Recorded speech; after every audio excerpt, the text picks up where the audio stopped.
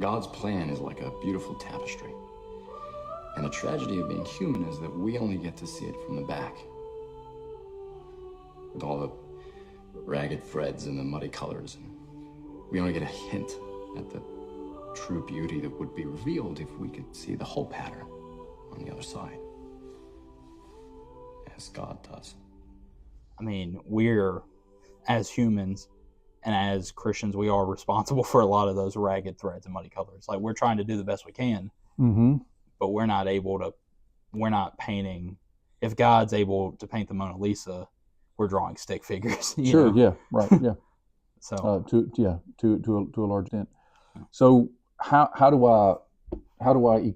so what connections do I make with the character's faith and upbringing with maybe that quote? Is that what? Or even from a personal level, because I noticed you were talking about growing up in a Southern Baptist church. Right. How have you seen?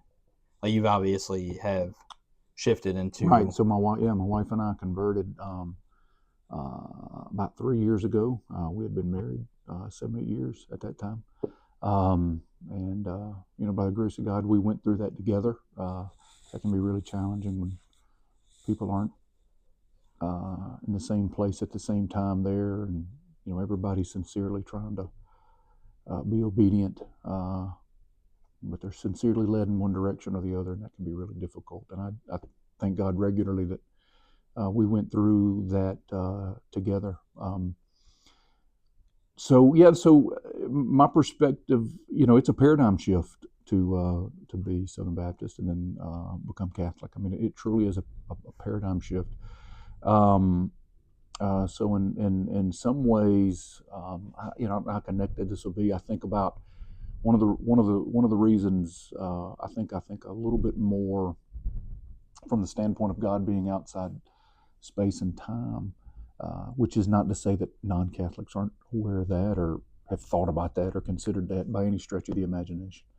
But that realization was part of me understanding the theology of the Mass, in that the Mass is a representation of Calvary, and only the infinite, eternal God who's outside of what He created could make that possible.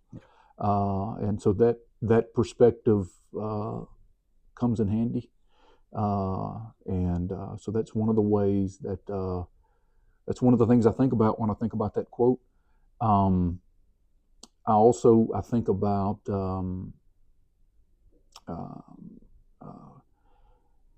I think often when I think about things like this, and obviously people sometimes when they hear quotes like that, they sometimes immediately go to tough times, bad things happening, hoping to get on the other end of them and things be better and just get through it. I often think and kind of chide myself, we go through difficult times sometimes, and by the grace of God, they often do get better.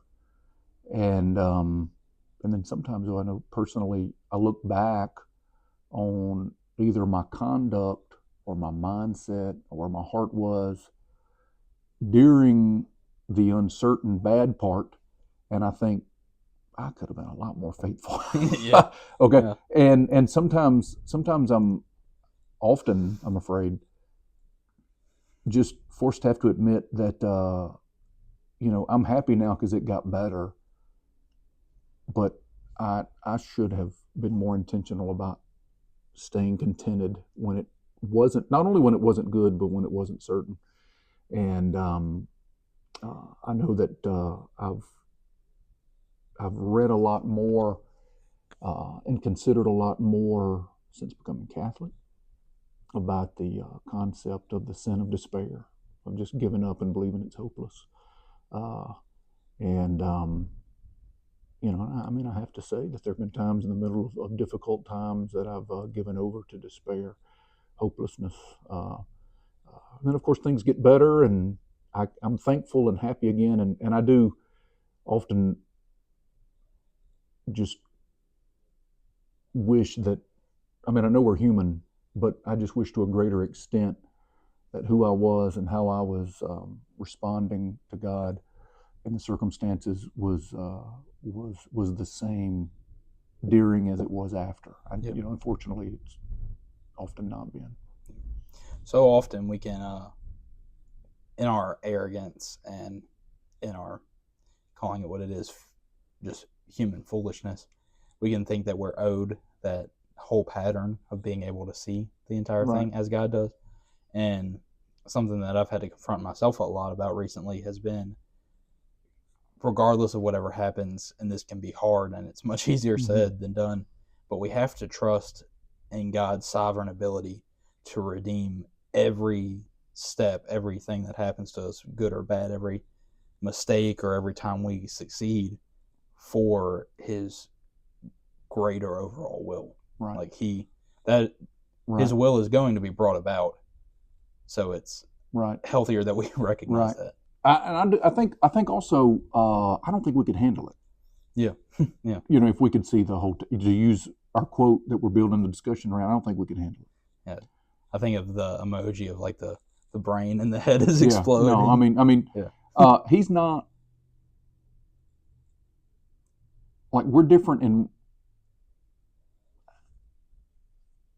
immeasurably all ways. And I mean, we just, so it's not just that he has the ability to see the whole tapestry and we don't, I don't think we could handle it. Yeah. And I think also, part of the fall being, we certainly on many levels believe it wasn't intended to be this way. God didn't create us to choose sin, to separate ourselves from him. But we did, and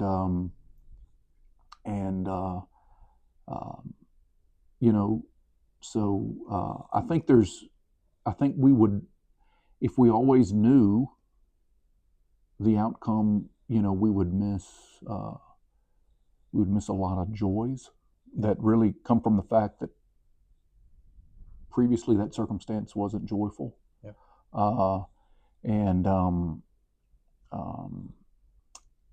Again, one of the things that, as still a very young Catholic, that really was kind of foreign to me, the colloquialism that people use is to offer it up. And so the idea is that whatever circumstances you're going through, however difficult, you are offering as sacrifice and penance for yourself and others, and that in so doing, first of all, that's just that is effectual. It also rightly orients how you're viewing your circumstances, and so there's redeeming value to that, even though the circumstances aren't great.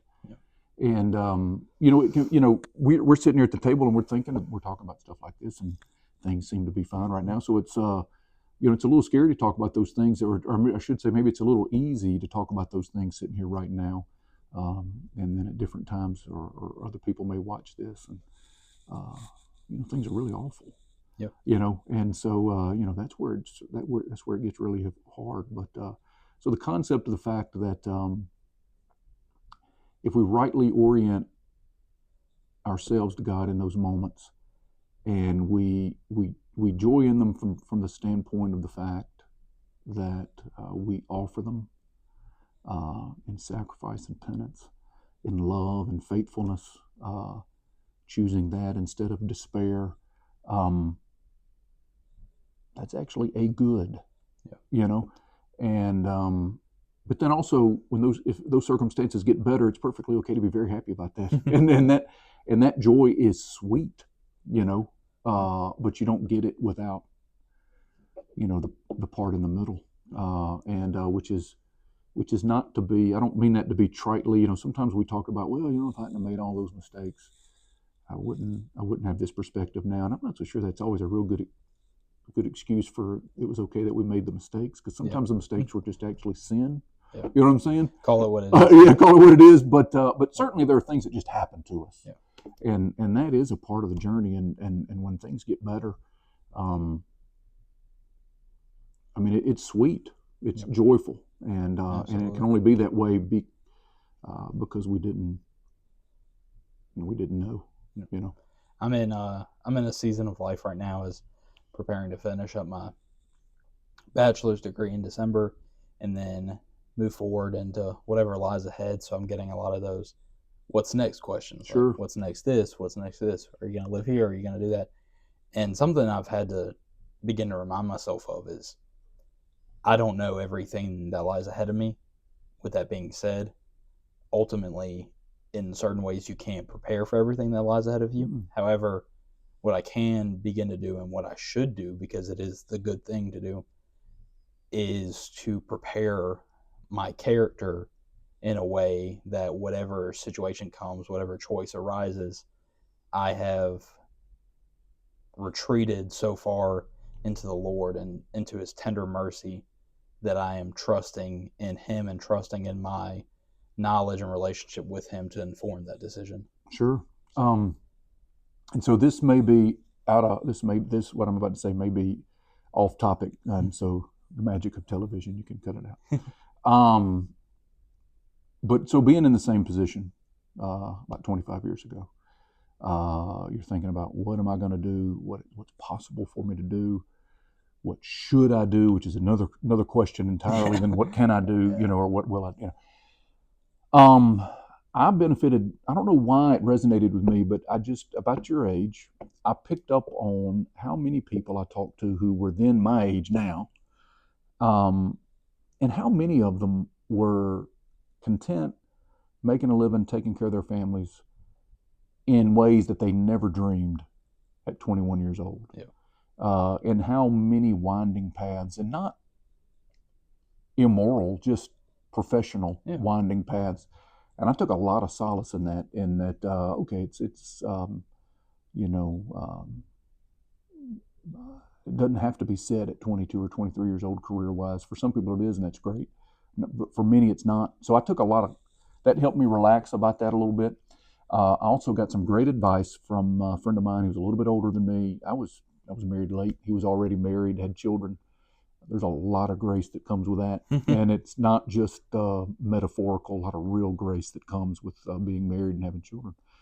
And he gave me some great advice, because I would be, particularly when I was younger, I could be racked, with paralysis by analysis, right? What should I do? What does God want me to do? And he told me one time, or he asked me, said, look, between these two things you're considering, is either one of them immoral or illegal? And I said, no. He said, well, then you just simply have a decision to make. Yeah. Okay. Don't, you're not debating an act of the council, just make a decision. Yeah. So often, so many people can make life into a walking trail, when I think it's more correctly equated to hike. And I don't mean a hike in like South Mississippi where it's essentially a walking trail. I mean going to Montana or Canada and hiking where you see somewhere that you think is a good way up, and then you get up there and you've hit a false summit, or it's so slippery that you have to go back down, and you're like, okay, well, I tried that path and that clearly wasn't it.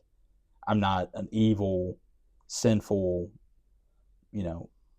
about to be sent to hell person because I accidentally thought that path was the right way. All right, now back to just keep focusing and keep going uphill. So. Yeah. We use our imagination to try to, just try to make sense of what we experience. And I think that's a good one. I think. When we think specifically about the concept here, I think the best way to apply this quote is, how are we trusting in God's plan? And regardless of what we can or can't see, how do we trust that all of this is? I think so many people are seeking solace in just, is this all happening for a reason even? And clearly it is, like believers know that. Yeah. But I look specifically, and I love the book of Hebrews. It's probably my favorite book in the Bible, but specifically Hebrews 11, when it talks about all of these people, like Abraham, specifically Abraham and his immediate kin, but also people like Moses, and it goes further and names people like David or Rahab, and how they all saw this quote unquote city from afar, or they knew God was preparing a place for them, a city for them, but they saw this plan unfolding from afar, and they knew they wouldn't be there to reap the immediate rewards of that, but they trusted in that. Right. We know that obviously as the coming of the good Lord Jesus Christ, the Messiah, the establishing clearly the cross as the one and only way to God. But and it's a scary thought, especially I imagine for a lot of believers who are nearing the end of their lives, this idea of like, oh, I may truly have to venture into my death holding on to my faith and trusting that whatever comes next, close your eyes. And I love the idea of that Gandalf raises in Lord of the Rings, where he's talking about, you close your eyes and you open them and you see shining shores from afar. With that being said, like I was saying earlier, I think that's the best way of articulating and applying the idea behind this. Like maybe we won't ever truly grow to understand the entire tapestry. And a lot of times I think we can just think that, as soon as we die and get to heaven, like we'll understand everything. And even if we don't, then, well, I'm still content because God does.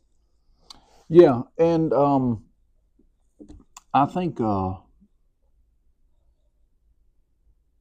it sounds trite. I mean, it really does take a lot of faith, and and it is easy to give in to despair. Unfortunately, sometimes some people are gifted with remarkable faith. Yeah, I think of but Shadrach, Meshach, and Abednego. Even the Lord is capable of saving us, but even if He does not, we're still going to serve Him. Yeah, it's probably safe to assume they anticipated a very dying obediently. Fiery. Yeah, that's I thought about that a lot. The more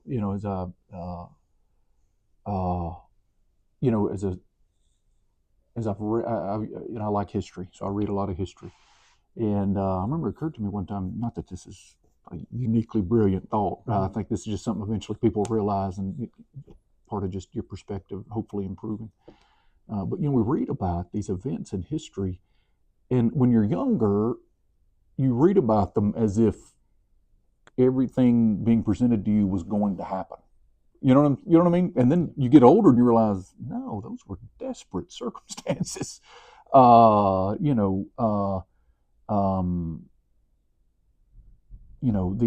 These battles, D-Day, all of these things, like there were desperate moments where the tides of these events could have gone in another direction, and people still had to deal with it in those moments and move on. So I think as you get older, you get the perspective of in life circumstances, there's not an inevitable outcome that you're going to like. I was thinking about this today because you gave me the quote, and I've been thinking about it all week, just trying to make sure I've got some thoughts. And this kind of goes back again to what I said earlier about there's a lot of real grace that comes with marriage and family, and I think one of them is I do think we have a better understanding of God our Father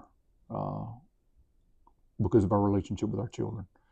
And, from the standpoint of, you become acutely aware that,